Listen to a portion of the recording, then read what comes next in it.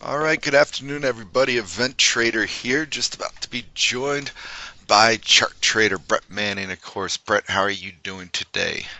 Doing pretty good, Gavin. How are you? I'm doing all right. Just keeping an eye on the markets here. We might as well discuss this early gyration first to discuss that a little bit. Obviously, we've got a little bit of a heavier tone to the market, and I think that's something we'll probably discuss a little bit more in depth on some of the things that we're seeing in there and why that might be the case. But obviously, it seemed like it was ripe for a trade headline because we are priced to a little bit of perfection on that front. So, quick breakdown to that 3090 area. We'll call it 3092, I believe, was the lows. And now we're seeing it bounce back to get back above the 3100 level. So, any particular items that you're watching here, any levels that you're watching, or any thoughts on this intraday price action? Well, I mean, if we could get some movement that wasn't directly in response to a headline, I would really be a fan of that. Right. If it was possible for there to be any kind of volatility in this market that wasn't simply because of something out from the White House or Beijing, it would really be spectacular. But at this point, that doesn't seem to be in the cards. We've got the context that we've talked about for the last few weeks is this kind of re-risking of portfolios after a really dramatic de-risking of portfolios through basically August through early October. And that becomes kind of a self-fulfilling prophecy. And we've talked about that dynamic when you have people under position, particularly when you get to, we're kind of in that stretch now, sort of the last 6 weeks of the year, and you know that those performance benchmarks are coming up. And if the market's taking off and you're not exposed enough, you need to do, some indexing work. And this is a really institutional market. Very little of it is retail. So you've got those kind of factors are having maybe an outsized impact. But I think that in my last post I mentioned it as the market's having fun with some keyword-driven algorithms, and Yeah. I think that's basically what we're seeing today. There's not a lot of substance to either of these catalysts. One on the way down, the other on the way back up. Both of them. I mean, I don't see how it could come as a shock to anybody that China's overreached a little bit, and we'll get into that in a bit. But China's overreached a little bit, realizing that maybe they've got a little bit more control over the situation now, and the White House has to maintain its credibility on the tough on China front. So, they can't let them get away with everything. And then we get the platitudes back from the White House just to make sure that we're aware that everything is on track.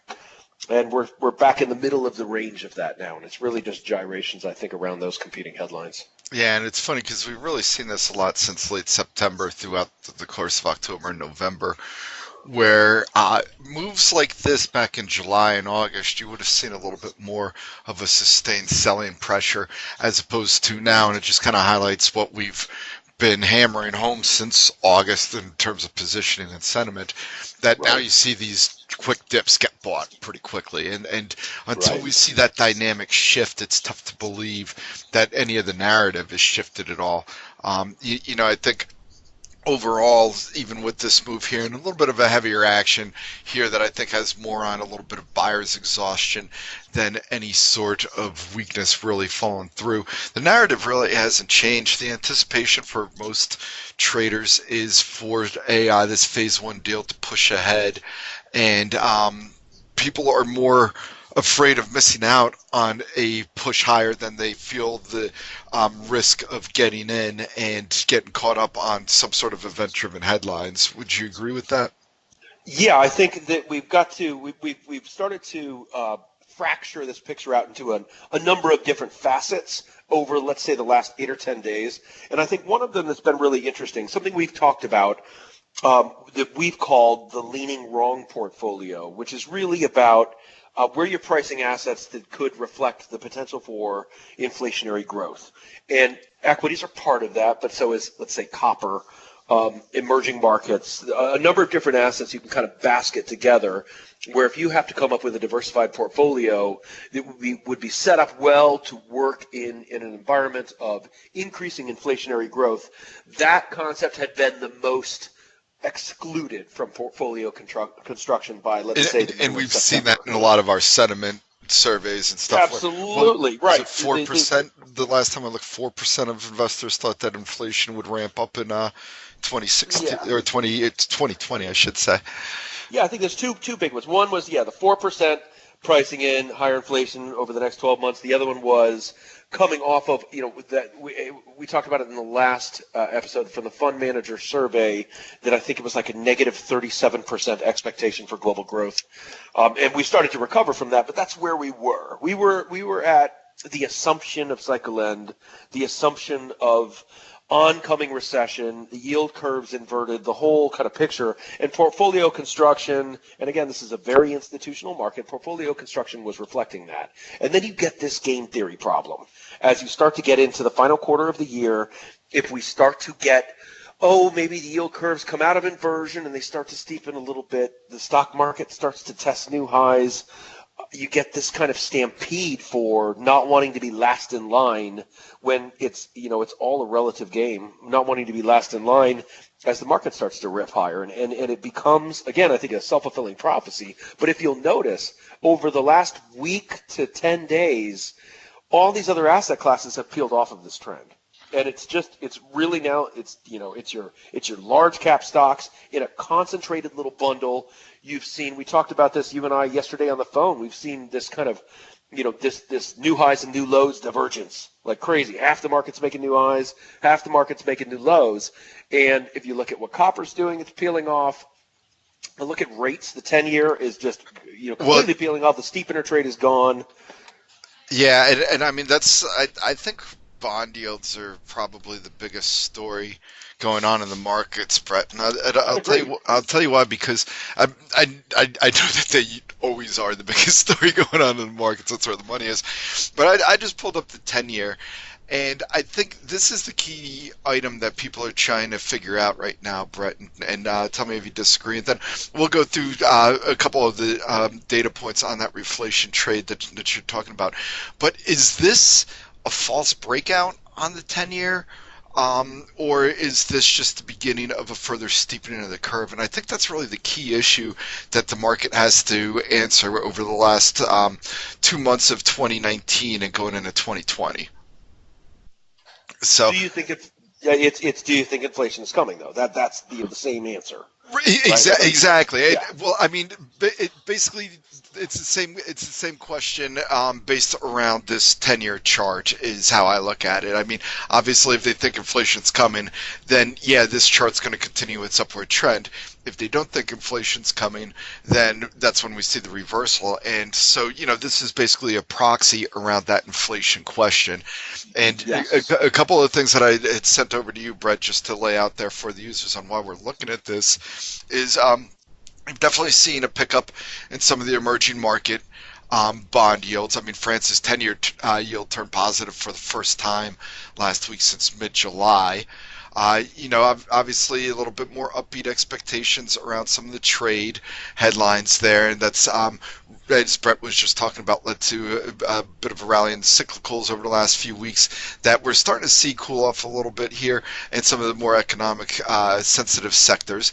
A little bit of weakening in the U.S. dollar, which of course would go a long way towards and a firmer renminbi too, as that goes back down below the 7 level. That's another item that needs to be watched out. We're seeing a little bit of a flattening in the global PMIs, and then there's the sense that perhaps some of the worst of the U.S. Manufacturing slowdown is over.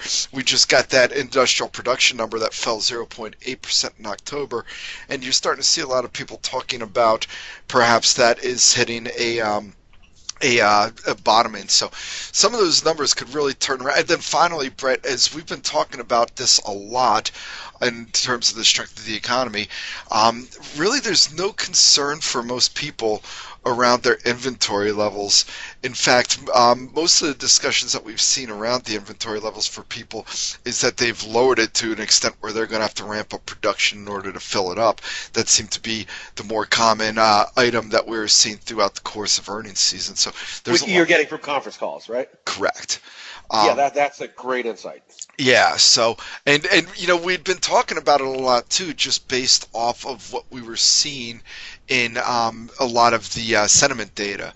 Let me just a quick aside, and then you continue. I just want to highlight for everybody the dynamic and how it fits into everything we're talking about, because this is so the Turtle Beach idea, the metaphor that we've gone back to a number of times. This isn't just about positioning in markets. It's about perception of the cycle. It goes across. It's in banks. It's in households. It's in corporations hiring people. It's in everything. Whether tomorrow is going to be better than yesterday or not becomes the fuel for the cycle, business cycle, market cycle, everything. And when it's dependent upon something like are we going to be able to keep our global supply chains oriented in the way that they've been for the last 3 decades or not? Are we going to weather this, or is there going to be a fundamental change that means we need to reset everything? And that's what's dominating so much of everything in the market.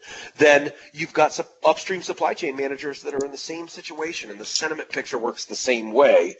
And I think that's exactly what he's talking about. Are you going to chase on the inventory rebuild or not? Is there pent-up demand in there? If we start to see improving sentiment around where the economy is heading, do you have people who have been hesitant to do the same type of order flow in terms of stocking inventories over the last 6 months as portfolio managers have been hesitant to lever up on cyclical assets? It's the same exact sort of psychological underlying landscape.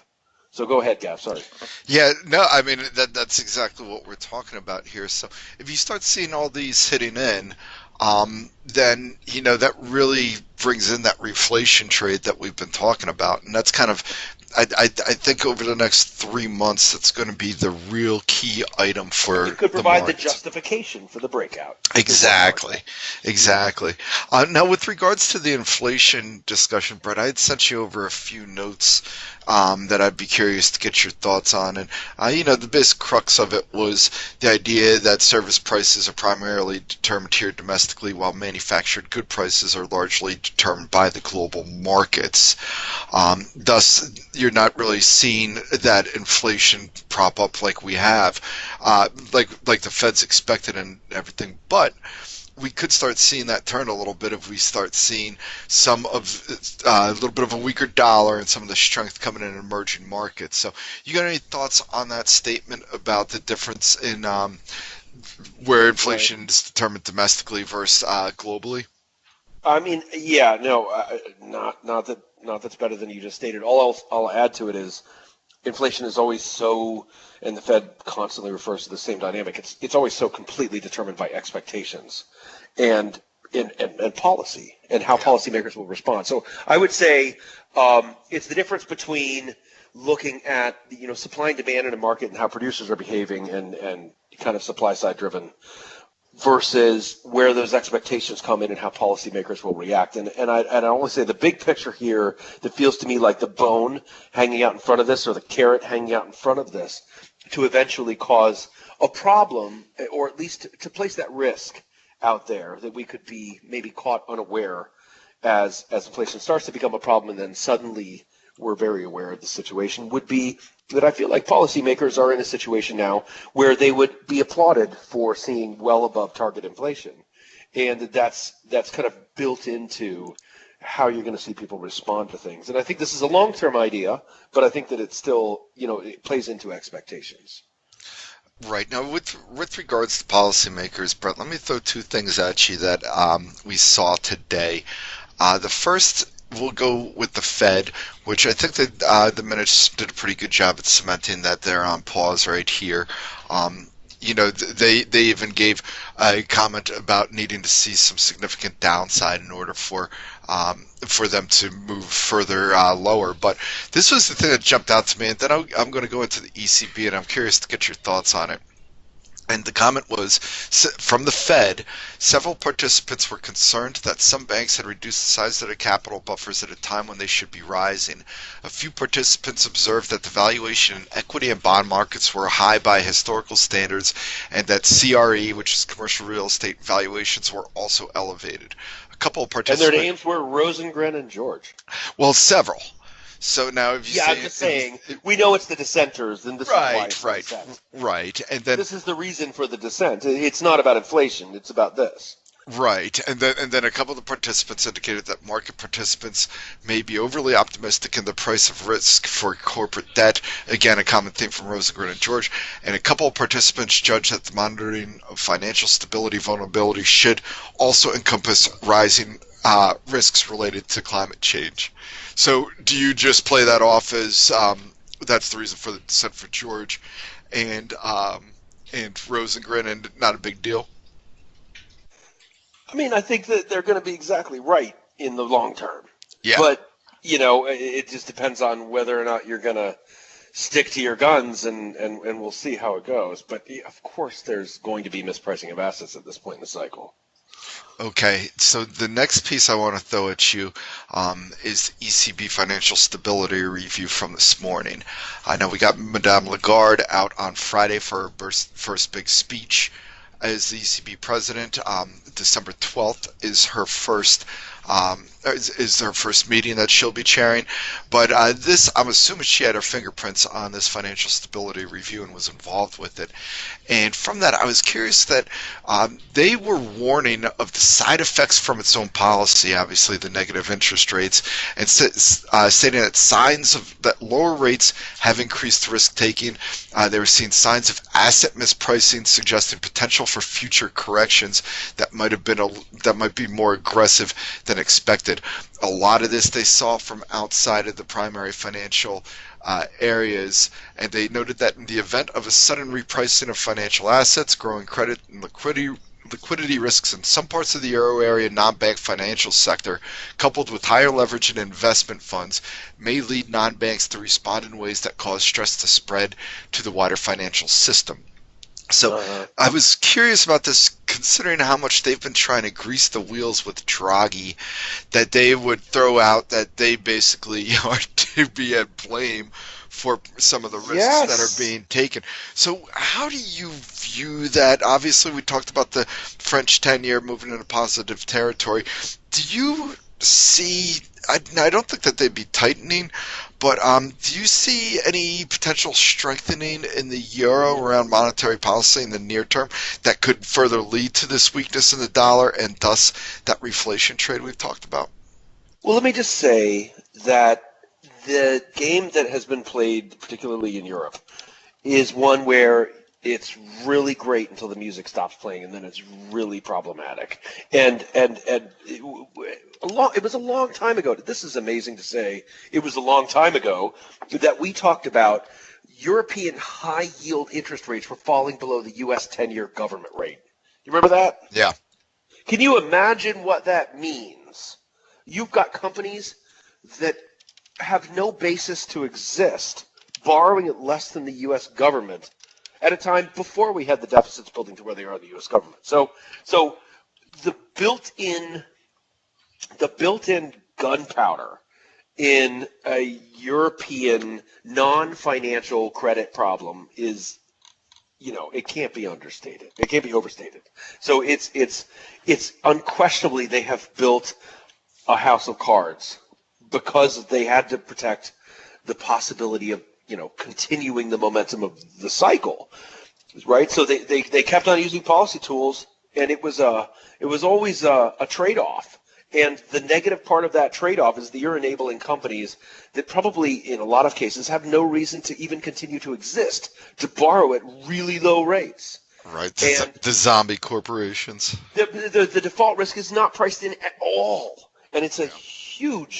huge amount of money that's involved in that, and it's going to set fire, you know, like gasoline when the match hits. At some point, that will Now, happen. we have been talking about this match for about 4 or 5 years, right? I know, So, and that doesn't make it any less real. It's right, clearly yeah. going to be the case, and as I said, it's about extending, and how much growth, how much expansion can you get before eventually you have this uncontrolled burn. It's an uncontrolled burn at this point. It's a forest fire when it happens. But how much? Are you growing so many acres around it that eventually that trade-off makes sense? But I think everybody recognizes that, and I think that they do as well. And maybe the messaging is starting, at this point to try to kind of buffer from a credibility standpoint, because the policy trade-off that they've engaged in here is it's obviously there's going to be a lot of criticism someday whenever the chickens come home to roost for the EU. Yeah, and you know what? I'm going to just throw in a link if anybody's interested for uh, the BIS report on zombie banks, and that they don't give you the list, but it's just if anybody's curious on it, just a reason why these zombie banks are so important to follow outside of the obvious threat of a what you may call it a default event. There's also, of course, the concern that it doesn't allow for creative destruction. You get those banks, those companies that probably shouldn't be going on because they're not well managed, continuing to go on. So it's a good read. It's a quick 16 pager for people, for anybody that's interested in that discussion. And the policymakers there, that statement from the ECB, and as well as what we talked about with Rosengren and George, there's this sense of, are you holding on to, imagine, a person who's able to hold on to like a helium balloon, right? And it's a big enough balloon and a small enough person that it can pull them off the ground. But eventually, they're going to go up, up, up, up, up, and eventually it's going to get up too high, it's going to pop. And how do they survive the fall that happens afterwards? When up is considered good at that point, but eventually, you're going to have to kind of deal with all of these problems that are building up because you're working so hard to use policy to extend the cycle.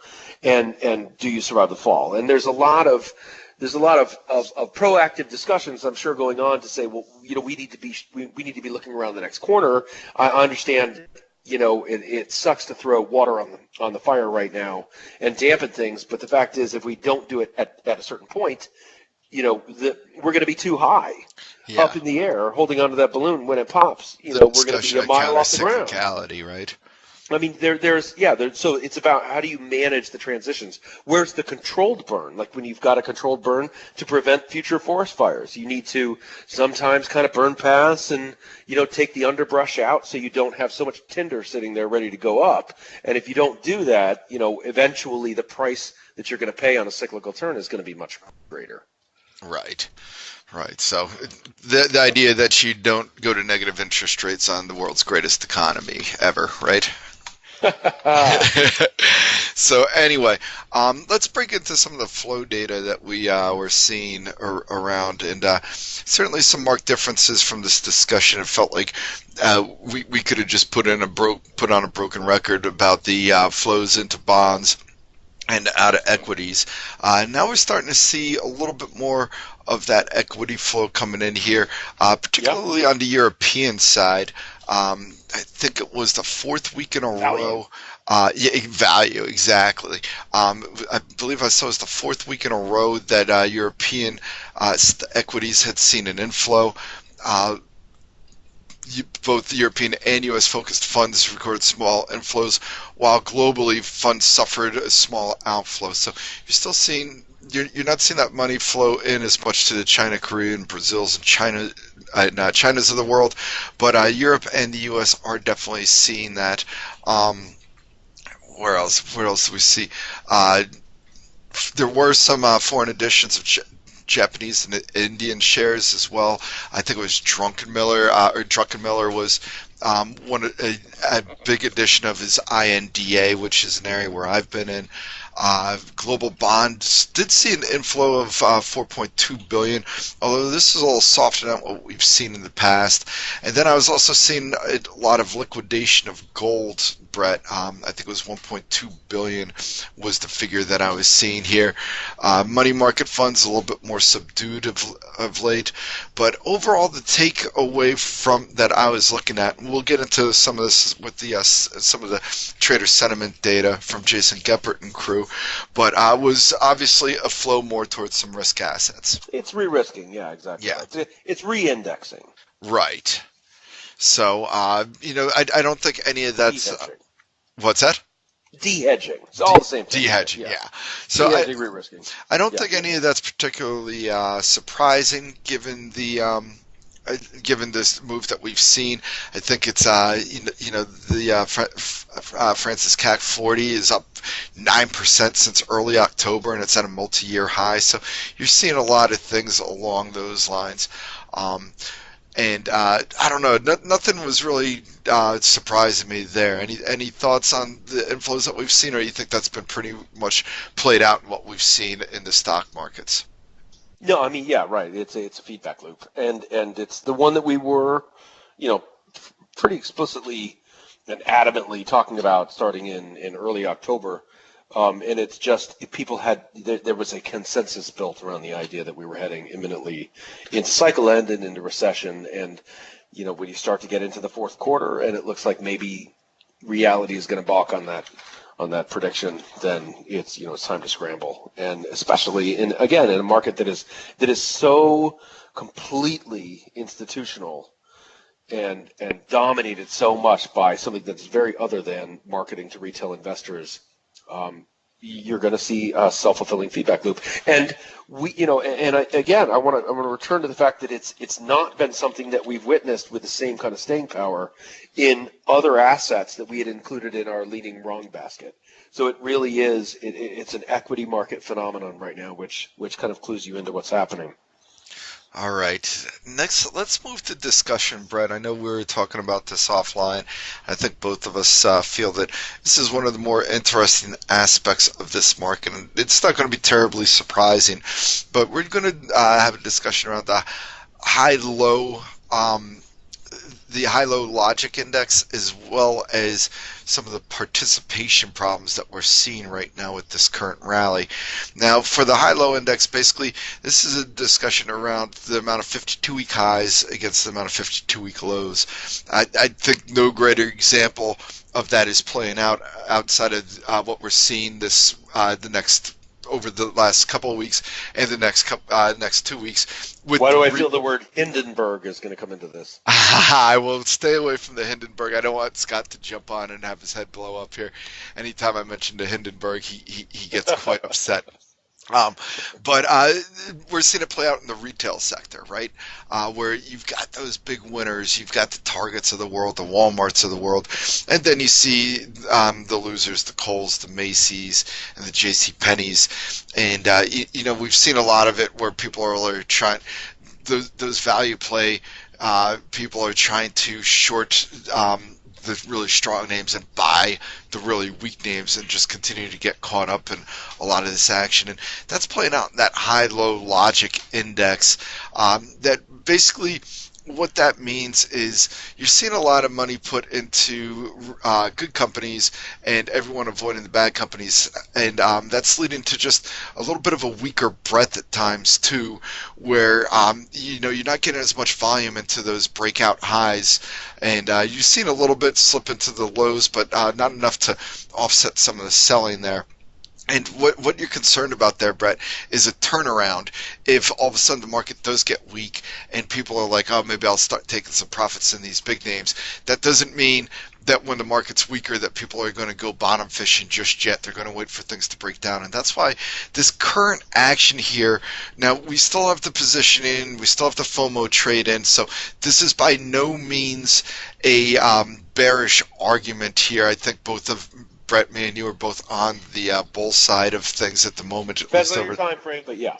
Depending on the time frame. But this high-low discussion really opens up the ability for either a quick pullback correction or for this blow off top to see a little bit more aggressive selling if we continue higher in this manner. Yeah, I mean it's the high-low logic index is like it's momentum.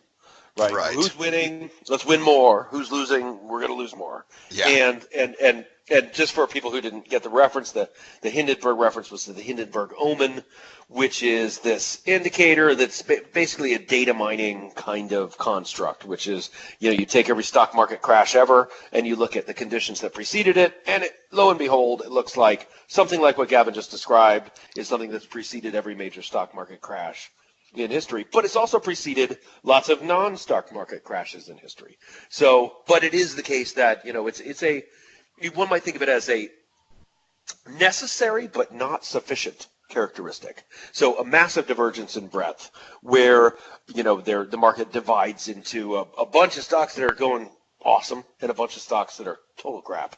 And the one way for that to resolve is that, the awesome side of the market suddenly is Wile E. Coyote when he's just off the cliff edge. He hasn't realized it, but yet there's a problem, and then the whole market suddenly is going down.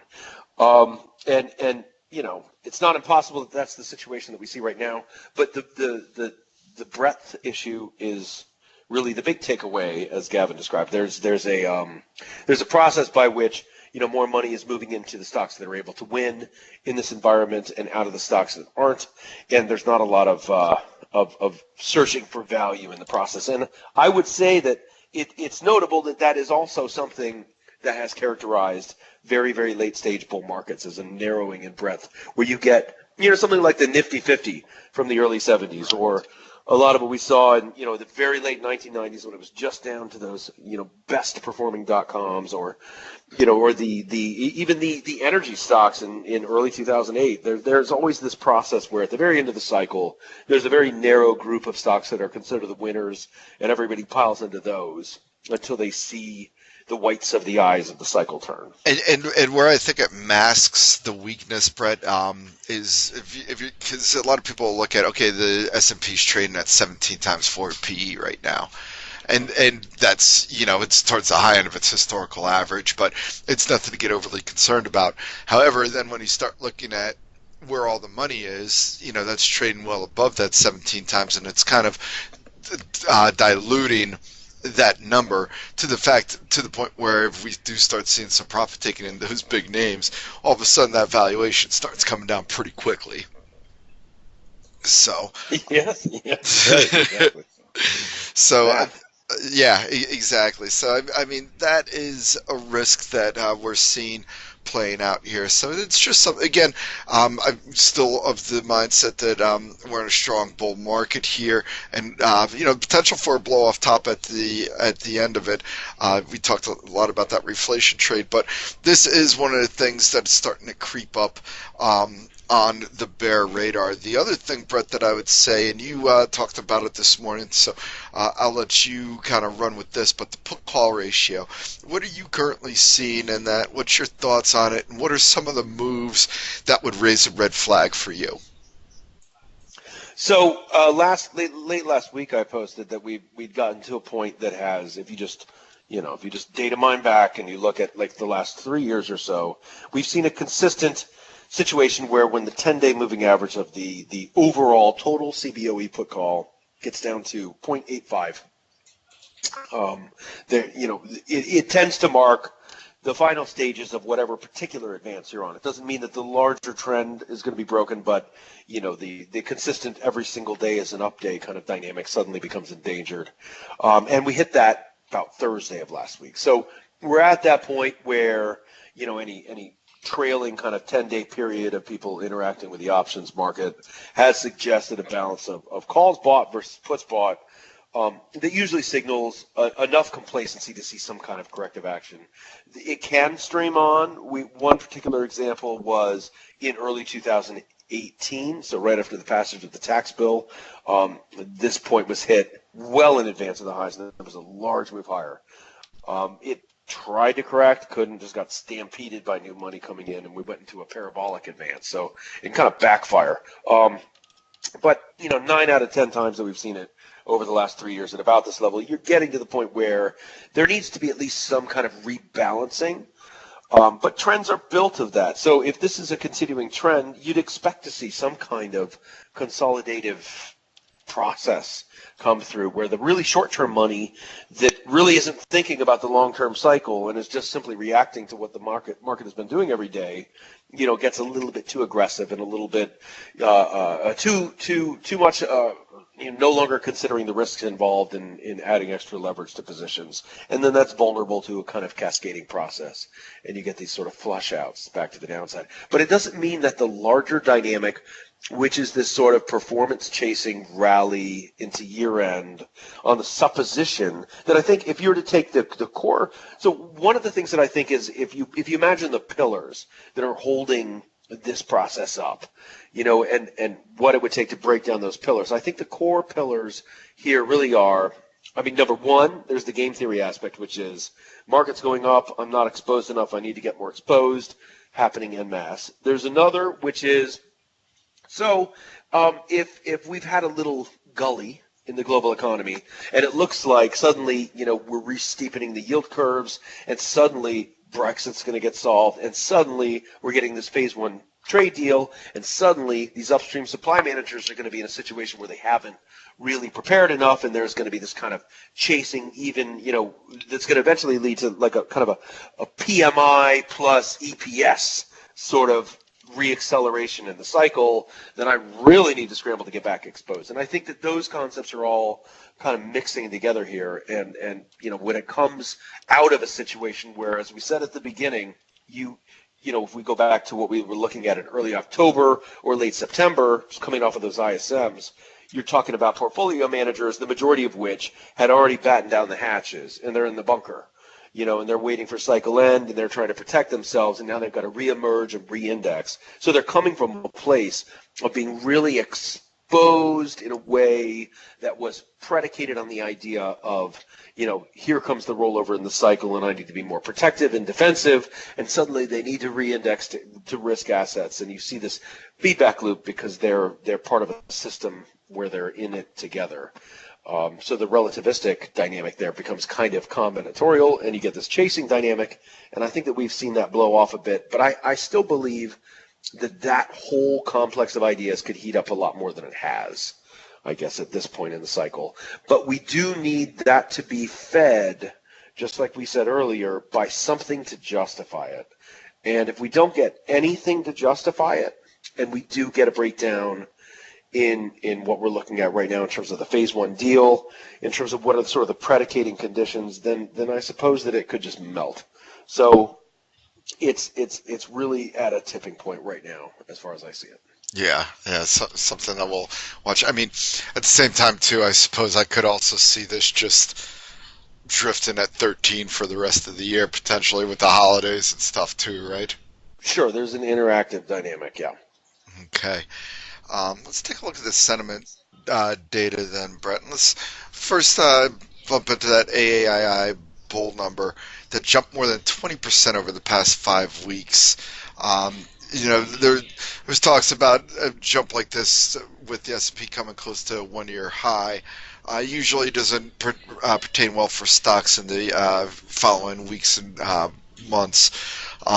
Obviously, you don't want to, you can, again, you talk a lot about the data mining. I'm sure that falls into this, but that does raise a little bit of a red flag. It's very similar. Well, I guess it's the exact opposite of what we were seeing, last year, right around this time. So, do you have any thoughts on the AAII bullish data? I mean, it's getting there. Yeah. It's kind of getting to the point where people are, let's say, capitulating in their expectations to what the market is doing. And throwing the towel all in for that FOMO trade, obviously. Right.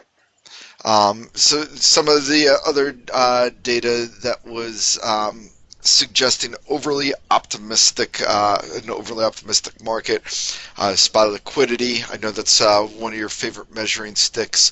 You got any thoughts on that SPY liquidity number? I mean, it's unremarkable, and when you get to this stage of the game, we're post earnings season at this point, so it's not really muddled by repositioning of portfolios around specific Sure. earnings reports, and we've talked about that problem. And now it's just kind of sitting there where you'd see it sitting there when people don't feel like a crash or some kind of liquidity event could be coming, because that's really what this is. This is, am I afraid to own some stock that could become completely illiquid on a crazy market move? And whether or not people fear that kind of process is all this is. It's either on or it's off. Right now it's off. People don't care. That's we're back in normal times. I'm not going to be struck by a lightning bolt. I can go ahead and interact with individual equities. And it's a good measure to understand a panic when you're in a panic, and otherwise it's relatively worthless. All right. Some of the other ones, we just talked about the bull ratio and the bear market probability. It's pretty much the same that we're talking about. The VIX term structure, I think you covered that, but anything you want to add on this VIX term structure? Getting in an overly optimistic territory, or?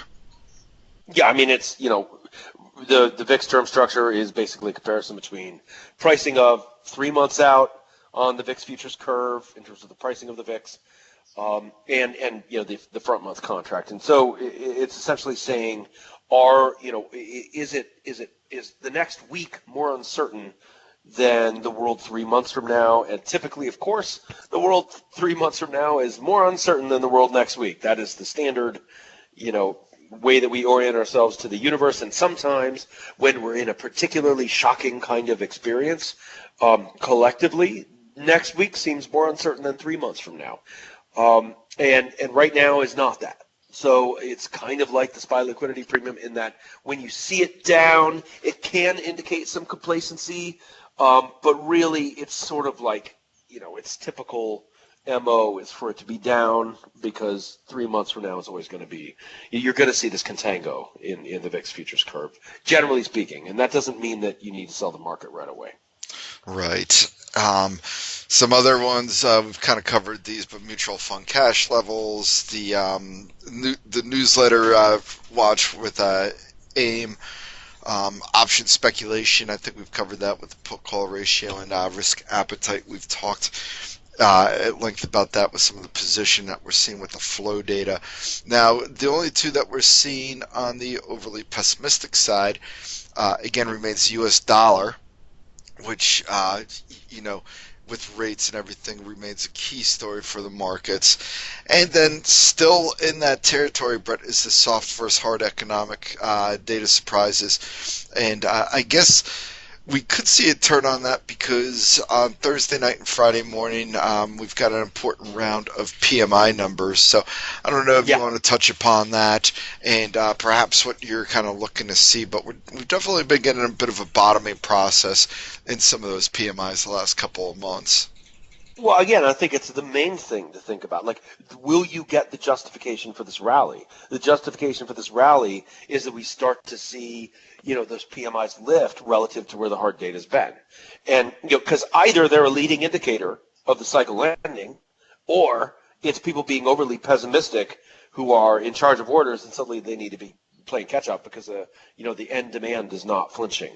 And, one of those two outcomes here is coming, and the justification for this rally is really that, it's that sort of PMI plus EPS reacceleration of the cycle is what this market is, in theory, betting on by breaking out. And it's either going to happen or it's not. So we could be just in a massive head fake right now, and, the economy is just not going to allow that to happen. And so I think, PMIs become just extraordinarily central. Yeah. So I think that covers what we're going to talk about today, Brett. If we're missing anything, by all means, jump in. I know, and I'll let you get to your wrap-up summary that you do so well each week. But any individual topic that you wanted to discuss here that we missed? No, I mean, no, I think that pretty much covers where we're at. I think, this is the process that we had been looking for, which is, as I put it over the last couple of weeks, just if you're long in an unlevered portfolio in the market, this is when the risk of that ending is, it's relatively smaller because there's been such skepticism forming the context of this last breakout that allows breakouts to usually, probabilistically speaking, to extend much further because you've got such a repositioning dynamic. And it's not just down to stocks. It's a repositioning dynamic for the way that people are managing their household balance sheets, corporate headcount, bank lending portfolios, all sorts of things get caught up in the same kind of psychological landscape. And so if we've been clinching, for 6 months, and then we were unclinching. There's a lot of feedback that happens there between different parts of the picture. So it's easy to misjudge the extent to which that can unfold as things start to kind of become coefficients to each other. They're the kind of combinatorial mathematics of that process of, when the market breaks out and it causes an ease up of confidence and people start to chase on the upstream supply chain and banks start to lend more, it just kind of becomes this feedback loop working together for another whole leg of everything. And that is a possibility of what we're seeing right now. But again, I do think that it comes down to whether or not this is a performance chasing dynamic in the market, because we've seen the rates peel off. We've seen the commodities peel off. We've seen some of the EM stuff peel off. We've seen a lot of the leaning wrong portfolio peel off. And it's sort of just large cap equities, and you've got some of these big breadth divergences. So when I say it's kind of at this sort of tipping point one way or the other on the fence as far as that extends, I think that's a real idea. This could fail. This could be the early head fake. So I think just have good risk, controls in place. Be a part of this process, and be willing to toss it overboard if it fails significantly, and we don't see eventually that justification start building into the picture. We don't see a re-steepening of the yield curve. We don't see those PMIs start to come around. We're at that point where we need to see some kind of justification, because this can't be just purely an equity market phenomenon driven by people, competing for their placement relative to performance benchmarks in 6 weeks. Right. All right. Well, Brett, always a pleasure to have this discussion with you.